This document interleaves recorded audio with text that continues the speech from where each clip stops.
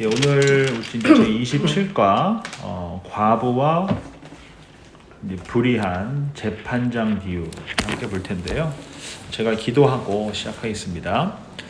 좋으신 주님 감사합니다. 또 주의 은혜 가운데 함께 성경 공부할 수 있게 해주셔서 감사함을 드립니다. 오늘 주시는 이 과부와 불의한 재판장의 비유를 통하여서 우리가 왜 기도를 하며 살아가야 하는지, 또 기도를 할 때 우리가 낙심치 않고 쉬지 않고 기도하는 것이 중요한지 함께 살펴볼 수 있는 복된 시간 되게 해주십시오. 예수님의 이름으로 기도합니다. 아멘. 오늘 누가복음 18장 우리 1절부터 이제 8절까지의 말씀인데요. 우리 1절 말씀만 함께 읽도록 하겠습니다. 우리 함께 읽습니다. 예수께서 그들에게 항상 기도하고 낙심하지 말아야 할 것을 비유로 말씀하여. 아멘. 예, 우리 3나누기 볼 텐데요. 당신의 신앙생활에서 하나님과 교제하는, 즉 하나님과 기도하는 자신의 방법이 있다면 한번 나누어 봅시다. 우리가 다양하게 기도할 수 있잖아요. 근데 저 같은 경우는 이렇게 묵상 기도를 하고요. 그다음에 일기를 쓰고, 그다음에 걸어요. 그래서 설교 준비를 다 하고도 좀 걸으면서 머리로 이렇게 한 30분 이렇게 걷다 보면은 이제 설교 내용이 머리에 이렇게 그림처럼 이렇게 좀 될 때까지 좀 걸으면서 좀 정리도 하고 또 일기도 쓰고 또 이렇게 묵상기도 하고, 그게 이제 제가 하는 어떤 그 신앙 생활 중에 아주 중요한 부분이기도 합니다. 우리 말씀 나누기 볼 텐데요. 우리 1절 말씀을 표건사님께서 한 번 더 읽어주시면 감사하겠습니다. 예수께서 그들에게 항상 기도하고 낙심하지 말아야 할 것을 비유로 말씀하여. 예, 감사합니다. 예수님께서 과부와 불의한 재판장의 비유를 들려주신 이유가 뭐냐라고 했을 때, 여기 1절에 보면 중요한 두 개의 단어가 그냥 항상 기도하고 뭐 하지 말라고 되어져 있습니까? 낙심하지 마라. 첫 번째로 항상 기도하는 게 중요하다. 성경에서 또 다른 표현이 있죠. 뭐죠? 쉬지 말고 기도하라. 같은 의미잖아요. 그러니까 항상 기도하는 것이 중요하고, 기도할 때 뭐 하지 말아라? 낙심하지 말아라. 이것이 되게 중요한데요. 저는 그 마틴 루터가 뭐라고 이야기했냐면, 나는 너무 바빠서 기도합니다. 이런 말을 했어요. 그러니까 일이 많으면 많을수록 기도할 거리가 더 많아지는 건데, 우리는 많은 경우 난 바빠서 못해요. 그러니까 하나님 의지하지 않고 한다는 이야기잖아요. 사실 목회를 하다 보면은 특별히 또 설교자로 살아가다 보면은 생각보다 성경을 아마 제가 권사님보다도 좀 덜 읽을 거예요. 정말 창피한 이야기지만 왜냐하면 제 나름대로 핑계는 늘 두 개의 숙제를 하면서 살잖아요. 매주 성경 공부랑 이제 주일 설교를 하다 보니까 이 말씀만 보고 계속 이렇게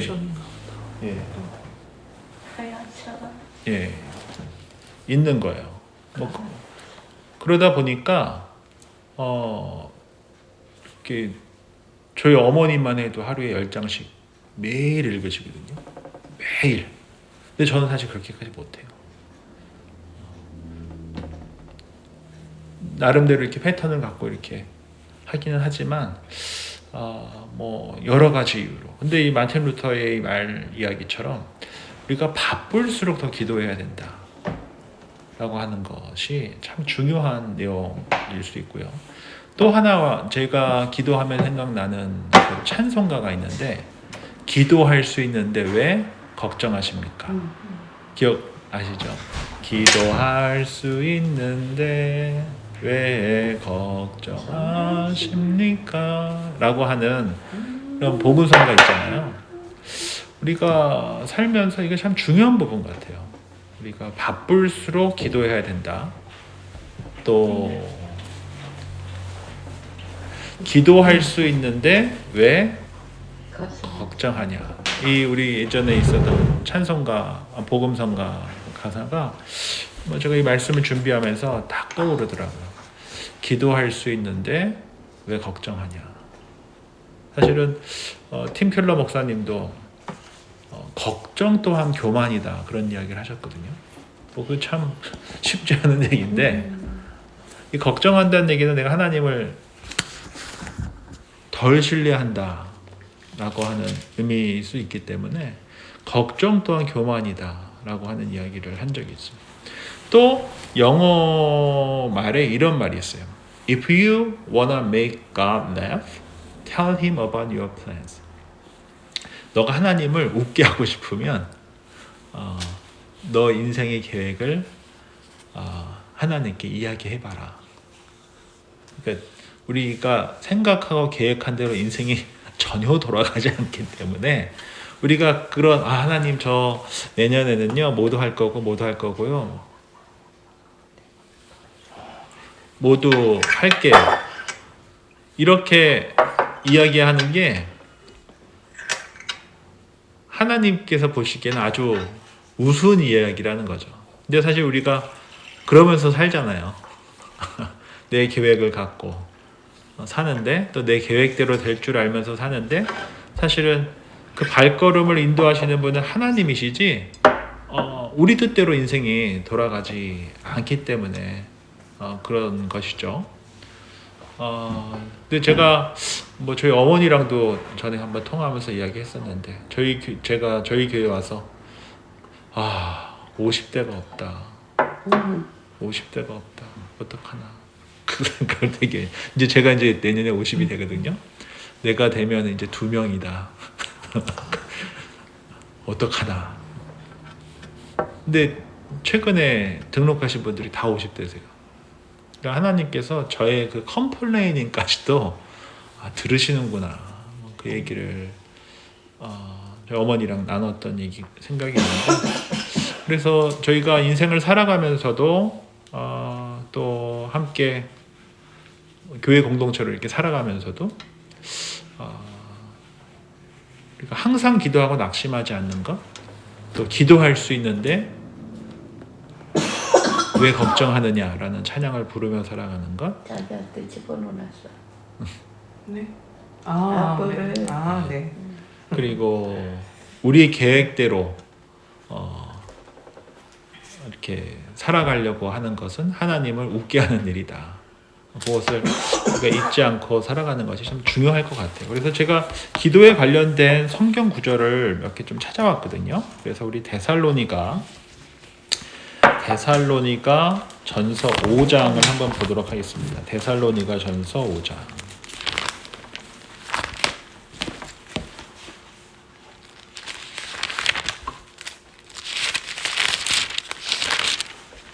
데살로니가 전서 5장. 우리 신약성경 331쪽인데요.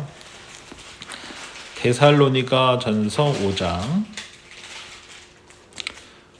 16절, 우리 17절, 우리 18절 말씀, 우리 너무나 잘 아시는 말씀인데요. 우리 함께 읽도록 하겠습니다.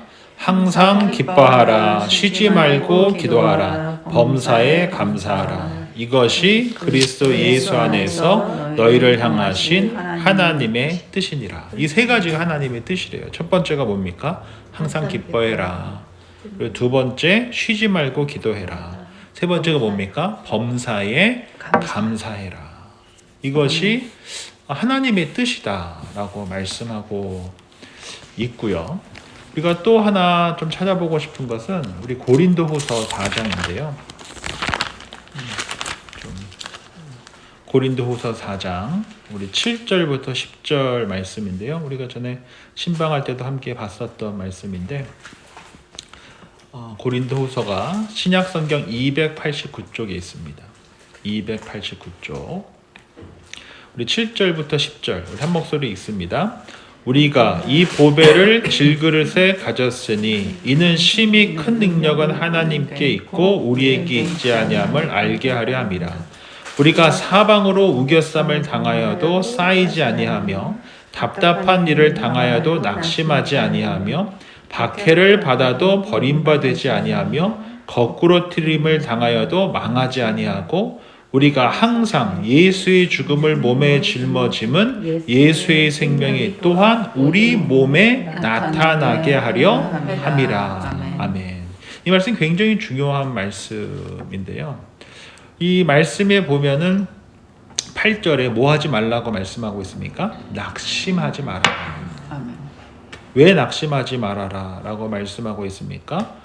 우리가 이러한 여정 속에서도 보배 되시는 예수님을 담고 있는 질그릇이기 때문에 결국 예수의 죽음을 몸에 짊어짐은 예수의 생명이 또한 우리 몸에 나타나게 하려 합니다 라고 말씀하고 있거든요. 결국 우리가 조금 어려운 시간을 보낸다 하더라도 그 모습을 통하여서 무엇이 나타나냐고요? 예수님의 생명이 나타나게 된다라고 말씀하고 있고, 예수님께서 결코 우리를 실패하게 두지 않으실 거예요.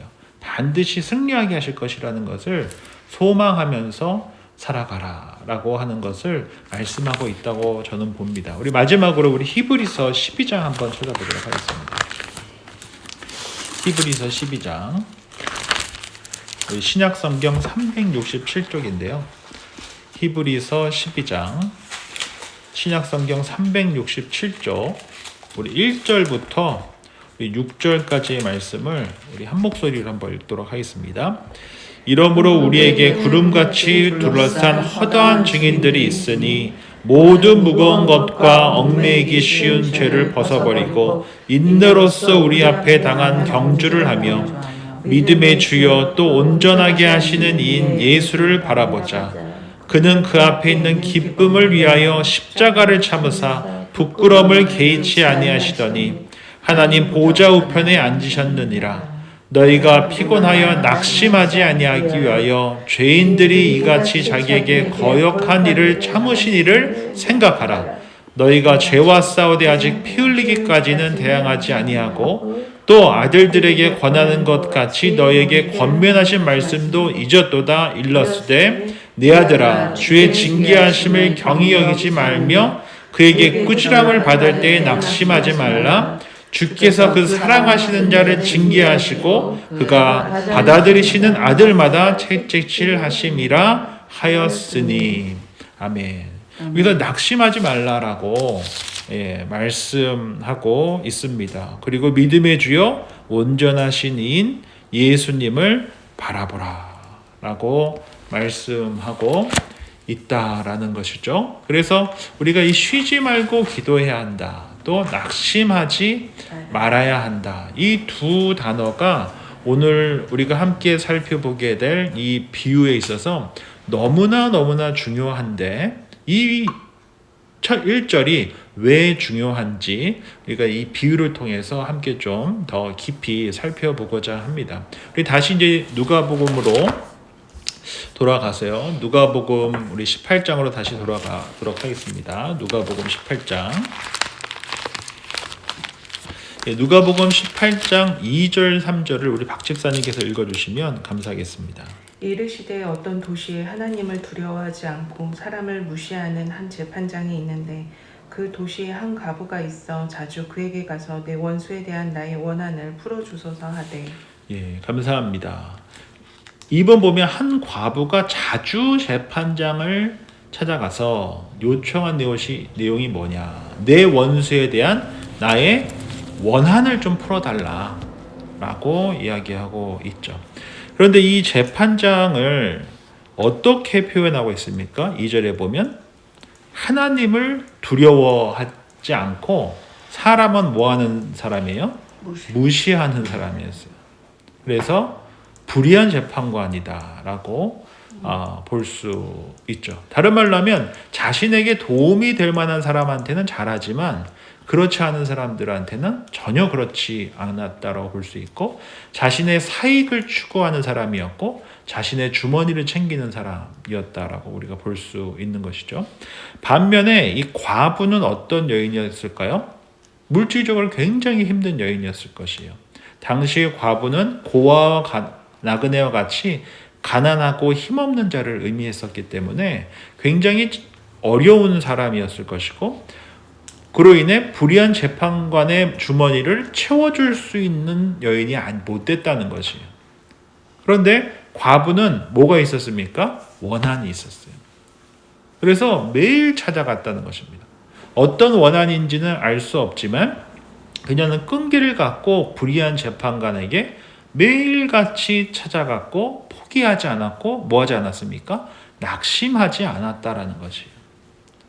그래서 이 본문을 보는데 우리가 쉽게 빠지게 되는 우가 뭐냐면 우리가 내가 욕망하는 것이 있으면 내가 원하는 게 있으면 받을 때까지 빌고 또 빌고 또 빌면 하나님께서 뭐 하실 것이다?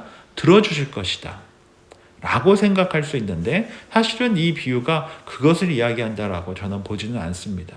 그것을 어떤 의미인지 좀 더 계속 읽어가면서 찾아가 보도록 하겠습니다. 우리 3번 볼 텐데요. 우리 김진 집사님께서 4절 5절 부탁드립니다. 그가 얼마 동안 듣지 아니하다가 후에 속으로 생각하되 내가 하나님을 두려워 아니하고 사람을 무시하나 이 과부가 나를 번거롭게 하니 내가 그 원한을 풀어주리라. 그렇지 않으면 늘 와서 나를 괴롭게 하리라 하였느니라. 예, 감사합니다. 우리 3번 보면 계속된 과부의 청원에도 꿈쩍하지 않던 재판장은 번거로움에 지쳐 그의 원한을 풀어주기로 생각합니다. 그렇게 생각하게 된 이유가 뭐냐라고 했을 때 어떻게 생각하게 된 겁니까? 이 과부가 나를 번거롭게 하니 내가 그 원수를 풀어주리라. 그렇지 않으면 그가 늘 와서 나를 괴롭게 하리라 라고 되어져 있지 않습니까? 그렇다면 귀찮아서라도 번거롭게 한다, 귀찮게 한다. 그래서 이 불의한 재판관이 응답하지 않으면 불의한 재판관이 괴롭게 될 것이기 때문에 그녀의 요청을 들어줄 수밖에 없다라고 본 것이죠. 그런데 여기서 이 괴롭게 하다에다 이렇게 공표를 한번 쳐보시면 이 괴롭게 하다라고 하는 것은 그녀의 끈질긴 간청을 거절하는 것이 그에게 큰 치명타가 될 것이다라고 하는 의미거든요. 그러니까 이 여인이 갖고 있는 원한이 불의한 재판 또는 불의한 일 때문에 얻어진 거기 때문에 다른 말로 하면 그녀가 요구하는 것이 옳은 것이기 때문에 이 불의한 재판관이 들어주지 않는 것이 결국 그에게 뭐가 될 것이라는 것이에요? 치명타가 될 거라는 의미예요. 그래서 계속 이야기를 하고 또 이야기하고 또 이야기를 하니까 결국 주변 사람들에게 자신의 이미지가 어떻게 될 것이기 때문에 안 좋아질 것이기 때문에 들어줄 수밖에 없었다라는 것이에요. 다른 말로 하면 이 과부의 청원이 옳은 청원이었기 때문에 그녀는 계속적으로 가서 재판장에게 요청했었다라고 하는 것을 우리가 볼 수 있습니다. 그래서 과부의 기도가 항상 기도하며 낙심하지 않을 수 있었던 것은 그녀가 무엇을 구했기 때문에요? 옳은 것을 구했기 때문이라고 하는 것이 저는 합당한 해석이다라고 볼 수 있습니다. 하나님은 선하시고 공의로우시기 때문에 옳은 것을 구할 때 하나님의 뜻에 옳은 것을 구할 때 하나님께서 반드시 들어주신다 라고 이 본문을 해석하는 것이 옳다라고 저는 봅니다. 우리가 이 고아의 아버지라고 하는 그 조지 뮬러라고 우리 옛날 어렸을 때 많이 들었었던 설교 내용이고 책이기도 한데요. 그래서 5만 번 이상 기도의 응답을 받은 이 영국 목회자로 잘 알려져 있는데 그가 이제 회심을 하고 나서 고아원을 세웠었는데 근데 사실 그때가 이 19세기라고 해요. 근데 그 19세기 때 이 콜레라로 인해서 팬데믹이 3번이나 왔었대요. 그러니까 지금 우리 얼마 전에 팬데믹이 있었잖아요. 그거와 비슷한 상황 속에서 이 브리스톨이라는 곳에서 고아원을 짓고 또 사람들을 이렇게 도와주면서 그가 했었던 아주 중요한 것이 저도 기도 일기를 쓴다고 그랬잖아요. 근데 이 조지 뮬러도 기도 일기를 쓰기 시작했는데 하나님께 구하는 기도 그리고 어떻게 응답을 받았는지 이런 기도 다 한 번씩은 써보셨죠? 안 써보셨어요? 쓰다 말아. 예. 근데 쓰다 보면은 우리가 경험하게 되는 것은 아, 이거 다 응답이었구나.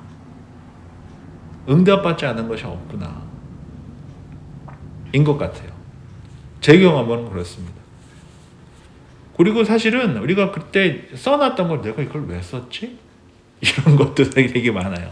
지나고 보니까 아무 일도 아닌데 그 당시에는 너무나 중요한 일이었기 때문에 적어놨었던 것들이 지나고 보면은 큰일이 아니고 또 정말 좋은 방식으로 응답되어져 있는 경우를 뭐 많이 보게 된 것이죠. 근데 그가 이렇게 기도일기를 써 내려가면서 깨닫게 된 것이 있었는데 모든 가르침과 물질은 사람이 아니라 누구한테 구해야 된다는 것을 깨달았냐면 하나님께 구해야 된다는 것을 경험하게 되는 거지. 그러니까 고아원을 이렇게 운영을 하면서 사실 본인 포켓머니에서 나와서 고아원을 한 게 아니라 다 도네이션을 받고 누군가의 도움을 받으면서 운영했을 거 아니에요. 근데 저만 해도 처음에 저희 교회 와서 어디 좀 도움 받을 데가 없나. 그래서 저 진짜 많이 했어요. 솔직히. 이거 어디 있다가 좀 한 1년만 전도사님을 좀 어느 좀 큰 교회에서 좀 보내주시면 안 되나. 1년치 사례비만 좀 주시면 안 되나. 그 생각 저 진짜 많이 했거든요. 정말 죄송한 얘기지만 처음에 왔을 때 제 처음 말씀드리잖아요. 이거를 어디서부터 어떻게 시작해야 되나. 사실 솔직히 그랬어요. 한국에 전화를 한번 해볼까. 런던에 한번 전화를 해볼까. 어디다 전화를 한번 해볼까. 그 생각 정말 많이 했었거든요. 근데 그냥 뭐 이렇게 지나가 버렸어요. 근데 하나님께서 제가 6월 달에 왔는데 집사님 몇 월 달에 오셨죠? 7월에 오셨나요? 6월에 오셨나요? 좀 쉬시다가 다시 오셨죠? 다시 온 건 4월이었는데 예. 이렇게 못 보다가 중간에 이제 일하고 막 이래서 주일날 빠지면서 제대로 오기 시작한 게 7월? 6월 6월인가요? 저 오자마자 거의 바로였죠. 네. 근데 저는 이제 그건 잘 몰랐고 오자마자 김진 주사님 오셔서 찬양팀 합류하시고 뭐 지금 돌이켜 보면은 목사님이 우리 교회 예. 오신 6월 달에 오셨다. 6월 1일부터 제가 런던에서 왔다 갔다 했거든요. 근데 제가 오자마자 거의 저는 이제 그렇게 일을 했었어요. 네네네. 거의 전부터 제가 다시 온 오신지 거는 이제 몰랐고. 4월 달에 그때 그 이스터라서 이제 4월 달에 다시 왔었고 그러면서 이제 목사님이 중간에 없을 때 그때 와갖고 있다가 이제 오셨을 때가 마침 제가 일하는 날 주하고 하면서 이제 빠지고 그리고 그 다음 주에 제가 진짜 목사님 그러셨구나. 오시고 나서 사람. 그러니까 뭐 돌아오실 분들도 네, 많이 그렇게 많이 다 네, 오실 분들 다 돌아오시고 좋을 때는 예. 없었지. 그때 또 얘기가 또 이제 목사님 새로 오시니까 또 뭐 이제 어떤 그래서 분인가에서도 이제, 왔을 거고 뭐 겸사겸사 해서도 오셨을 텐데 그러면서 이렇게 한 분씩 두 분씩 오시고 성현이 생각만 해도 뭐 제가 매번 얘기하지만 참 신기한 친구였고 와서 일만 벌리고 갔는데 그게 또 기회가 닿았고 그래서 지금 많이 큰 것 같아요. 하나님께서 하나하나 다 채워주시죠. 정말 이게 이 조지 뮬러의 말처럼 이게 사람한테 이렇게 기대기 시작하면은 이게 답이 없는 것 같아요. 뭐 모든 일이 그러니까 결국 그가 이렇게 수많은 기도 제목을 6개의 고아원을 운영을 하면서 기도 제목을 썼는데 그가 쭉 이렇게 읽고 나서 경험하게 된 거는 관계고 물질도 그렇고 사람한테 의지하지 말고 하나님께 의지하는 게 답이구나. 그거를 이제 기도 일지를 써가면서 깨닫게 된 것이에요. 그래서 이제 이 조지 뮬러가 이 5개의 이 기도 응답받는 방법을 이제 5개를 딱 이야기했는데 그 첫 번째가 주 예수 그리스도만이 축복을 구하는 모든 관구의 유일한 근거이심을 묵상하며 주님의 십자가 공로만 의지하며 기도해라. 그러니까 축복을 받는 것은 예수 그리스도의 그 보혈만 의지하며 예수 그리스도의 그 공로만 의지하며 우리가 기도하고 나아갈 때 되는 것이지 다른데 이렇게 저처럼 처음에 와서 내가 이걸 어디서 어떻게 이거를 메꿔야 되나 뭐 그랬었거든요. 그러니까 주님만 바라보는 것이 정말 중요하다 이야기를 하고 있고요. 두 번째는 알고 있는 모든 죄를 고백해라. 그리고 죄를 멀리해라. 죄악을 품으면 주께서 듣지 않으신다. 이게 맞는 말씀이에요. 그렇지 않습니까? 우리가 전날 우리 신방 때 함께 나눴었던 것처럼 하나님께서 바라시는 그릇은 금그릇도 은그릇도 나무그릇도 질그릇 이게 아니라 깨끗한 그릇, 거룩한 그릇. 그 그릇을 하나님께서 쓰신다고 하셨잖아요. 그러니까 결국 우리 개인의 삶과 가정과 다음 세대와 교회 공동체가 깨끗한 게 중요한 것 같아요. 거룩하냐 거룩하지 않냐. 그것이 굉장히 중요하다라는 것을 볼 수 있고 세 번째로 하나님의 약속의 말씀을 하나님의 맹세에 의해 확증된 것으로 믿으라. 하나님을 믿지 않는 것은 그분을 거짓말쟁이와 맹세를 깨뜨리는 분으로 만드는 행위다. 즉 하나님께서 주신 약속의 말씀을 하나님의 선하심을 신뢰하면서 끝까지 믿으라는 것이에요. 근데 우리가 그렇지 못할 때가 많잖아요. 하나님의 선하심을 의심할 때가 얼마나 많습니까? 네 번째로 하나님의 뜻에 일치되게 기도해라. 기도의 동기는 경건해야 하며 정욕을 쓰려고 하나님의 선물을 구해서는 안 된다.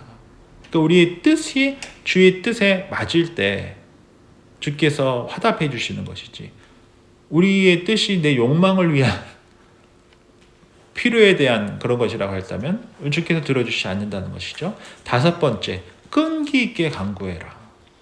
그러면서 하시는 얘기가 농사꾼이 오래 인내하여 추수를 기다리듯이 우리가 우리 자녀가 왜 이렇게 한 번에 안 바뀌지?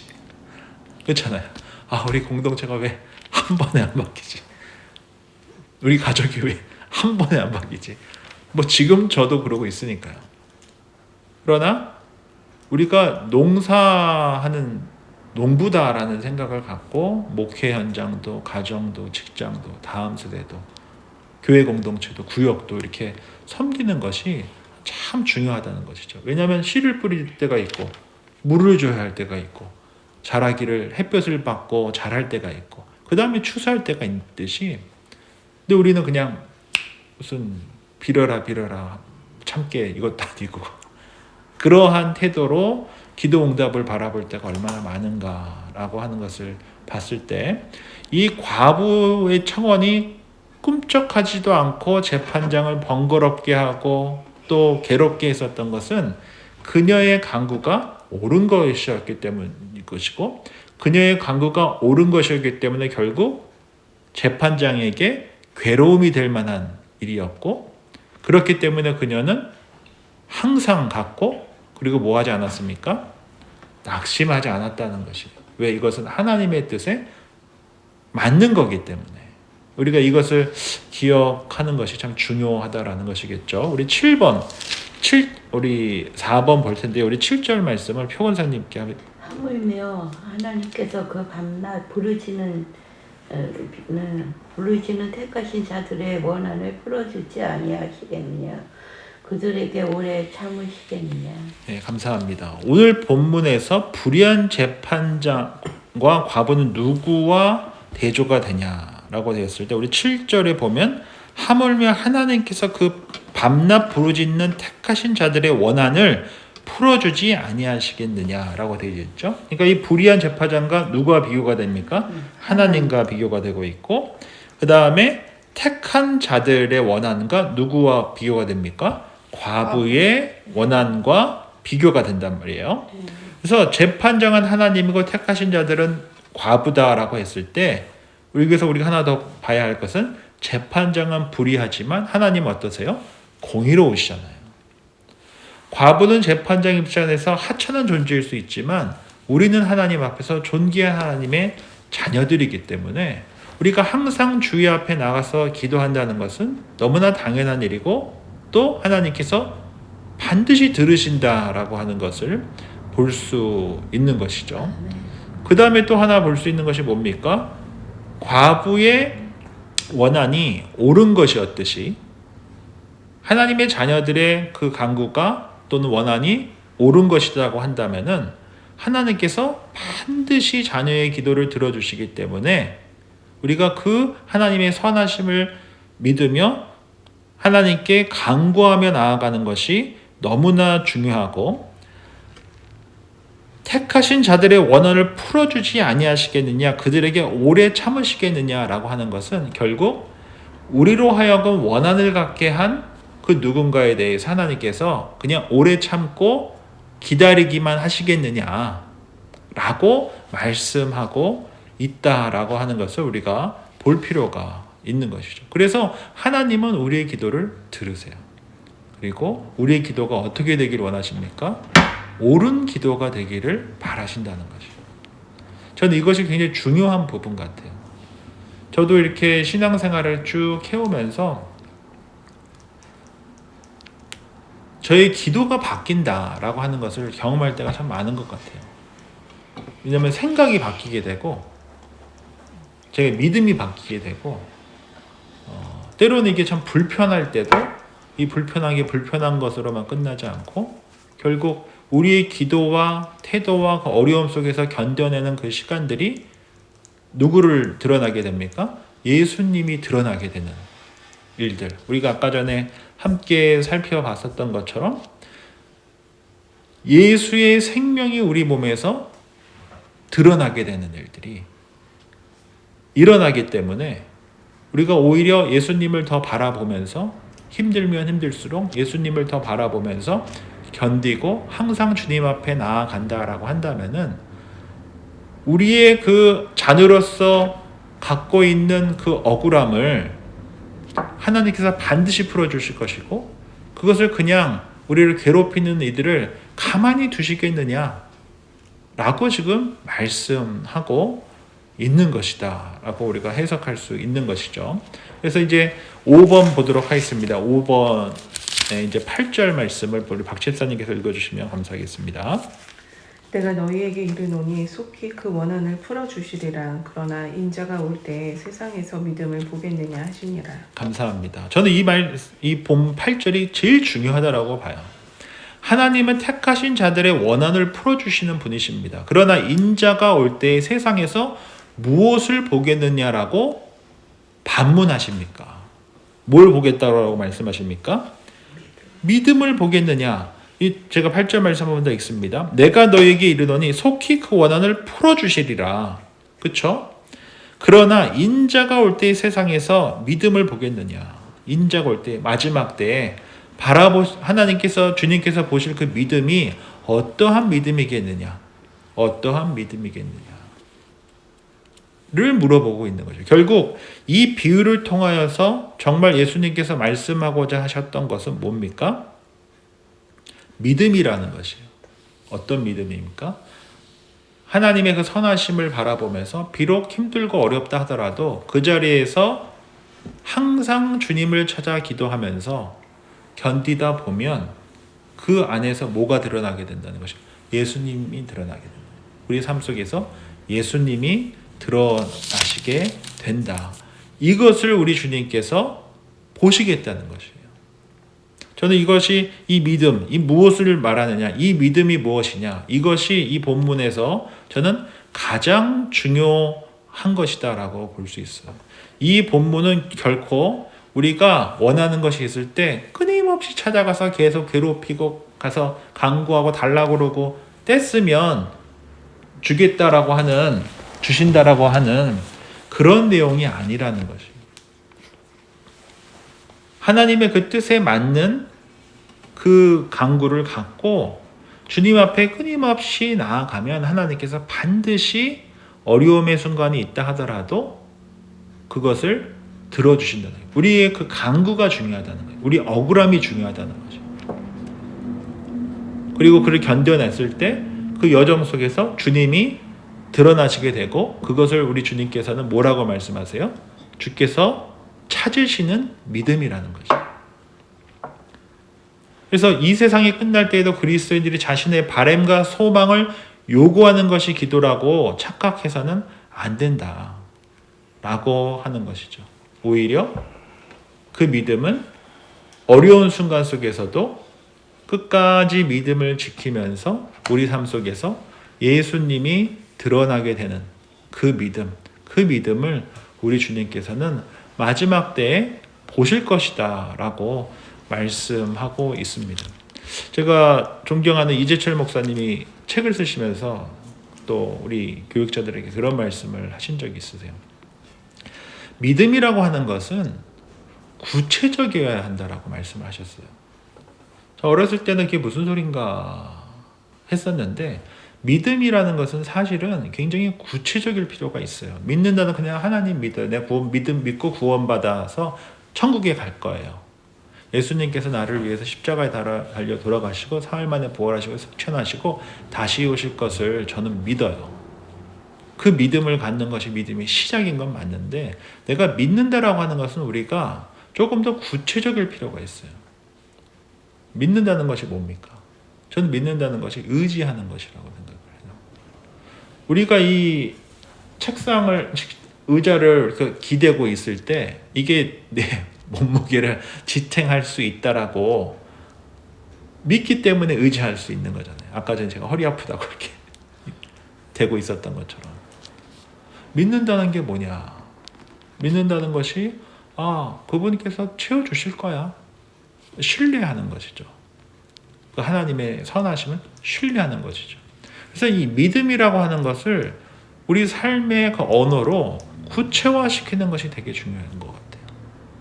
근데 우리 믿는다는 것이 그냥 관념으로만 있어서는 안 된다는 거죠. 믿음이라는 것이 우리 삶의 현장에서 구체적으로 표현될 수 있는 것. 이것이 되게 중요한 것 같아요.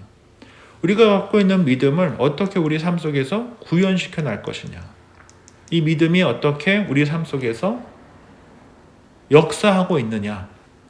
그런 것들이 풍성한 열매로 맺혀졌을 때 우리의 믿음이 어떻게 됩니까? 더 구체화되고 더 확실해지고 더 강해질 수 있는 것이거든요. 근데 저도 20대 때 굉장히 많은 시간을 믿으려고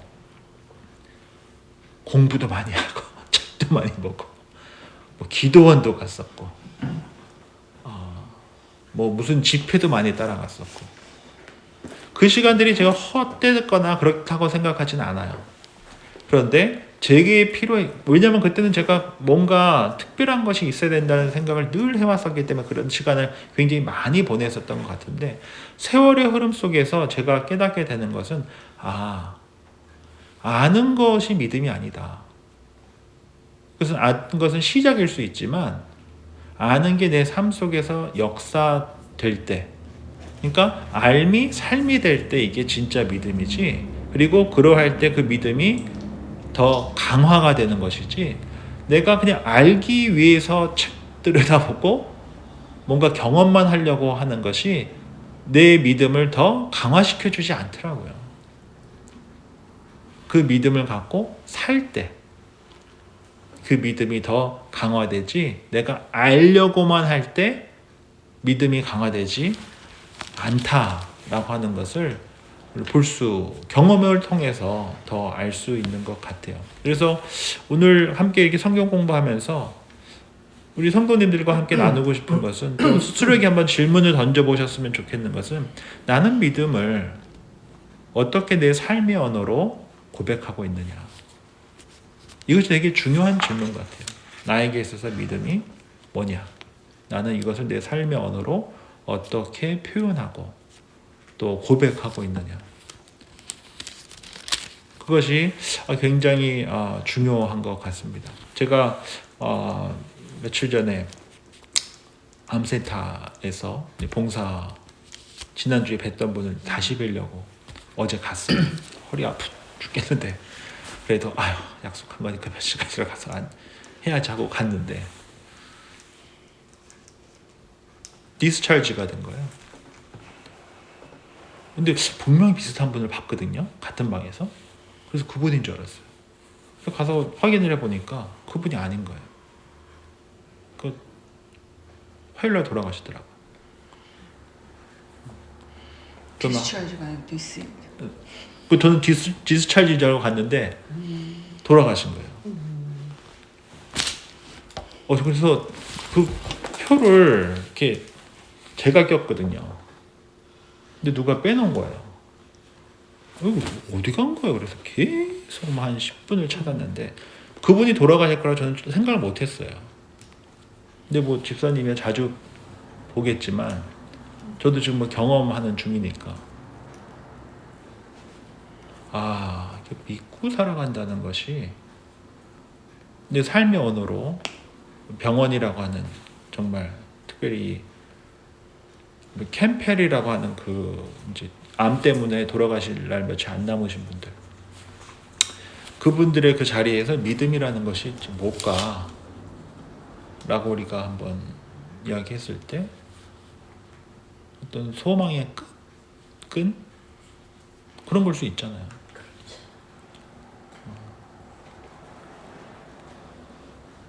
그 자리에 가족들도 오시는 가족분들도 계시지만 사실은 뭐 아무도 안 오신 분도 많거든요. 그리고 뭐 러시아 분들 영어 한마디 못 하시는데 뭐 어떻게 그 치료를 받으시는지 잘 모르겠어요. 뭐 이태리 분들, 그 유러피안들 중에 뭐 저희만 그런 게 아니더라고요. 보니까 한국 사람들만 언어 소통이 안 돼서 힘든 게 아니라 보니까 그렇더라고요. 훨씬 많죠. 요즘 우크라이나 사람 진짜 많고. 또 러시아 사람들 막 러시아 말만 하고 그런 분들 되게 많은 거예요. 제가 깜짝 놀랐어요. 그래서 그러한 캠펠이라고 하는 그 곳 죽을 날을 이제 셈하고 있는 분들에게 있어서 믿음은 뭐냐? 또 우리 자녀들에게 있어서 이 믿음은 뭐냐? 오늘날 같이 정말 무한 경쟁 사회 속에서 뭐 대학을 나왔다고 뭐 보장되는 것이 이제는 하나도 없는 옛날 같지가 않잖아요. 아무것도 보장되지 않는 언제까지 계속 학교만 다녀야 될지 모르는 무한 경쟁 사회 속에서 생활 수준은 높고 또 본인의 인컴으로는 사실은 도시에서 살 수 없는 사실 그 담벼락이 이제 너무 높아졌잖아요. 그런 이제 세상을 살아가야 하는 이 다음 세대들에게 믿음이 뭐냐? 정말 그냥 우리 다음 세대들한테 빨리 결혼해라고 말할 수 있을까? 그렇잖아요. 그러한 세상을 살아가고 있는데 또 우리 교회 공동체 가운데 믿음이 뭔가? 구역에 또 우리 가족에 그 믿음이라고 하는 그 단어를 삶의 언어로 구현시켜가는 그 여정이 저는 이 신앙생활이 아니겠는가라는 생각을 좀 해보게 됐습니다. 우리 마지막으로 우리 6번 볼 텐데요. 우리 신명기 3장을 한번 찾아보도록 하겠습니다. 신명기 3장.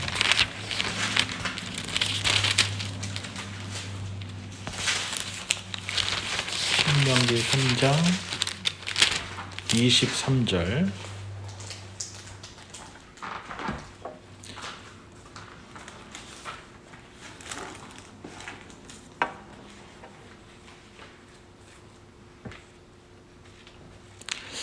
구약성의 265쪽 신명기 3장 23절부터 25절 말씀인데요. 우리 한 목소리 있습니다. 그때 내가 여호와께 간구하기를 주 여호와여 주께서 주의 크심과 주의 권능을 주의 종에게 나타내시기를 시작하였사오니 천지간에 어떤 신이 능히 주께서 행하신 일 곧 주의 큰 능력으로 행하신 일 같이 행할 수 있으리이까. 구하옵나니 나를 건너가게 하사 요단 저편에 있는 아름다운 땅 아름다운 산과 레바논을 보게 하옵소서 하되 여호와께서 너희 때문에 내게 진노하사 내 말을 듣지 아니하고 내게 이르시기를 그만해도 족하니 이 일로 다시 내게 말하지 말라. 여기 5절까지는 잘못 봤습니다. 이 신명기 5장 말씀이 중요한 것이 뭡니까?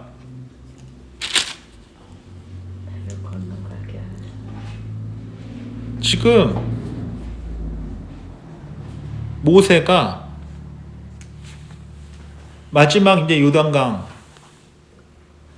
앞에서 건너가고 싶은데 하나님께서 뭐 하지 말라고 그랬어요? 가지 말라고 했었죠. 40년간 하나님께 순종하며 이제 요단강 앞에 선 그에게 하나님께서는 단호하셨어요. 근데 이것을 어떻게 합니까? 순종한 것이. 그러니까 믿음이 없으면 어떻게 이걸 순종해요? 내가 여기까지 이렇게 하고 왔는데. 근데 그가 늙어서 죽어서 그래서 안 간 게 아니잖아요. 얼마든지 갈 수 있었는데 그는 가지 않았어요. 이것이 믿음이라. 고린도후서 12장 우리 7절부터 9절 한번 보겠습니다.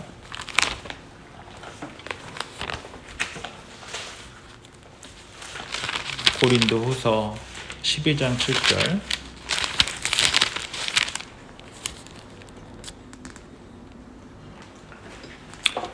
신약성경 298쪽인데요. 우리 7절부터 9절 함께 읽습니다. 여러 계시를 받은 것이 지극히 크므로 너희 자만하지 않게 하기 위하려고 내 육체에 가시 곧 사탄의 사자를 주셨으니 이는 나를 쳐서 너무 자만하지 않게 하려 하심이라.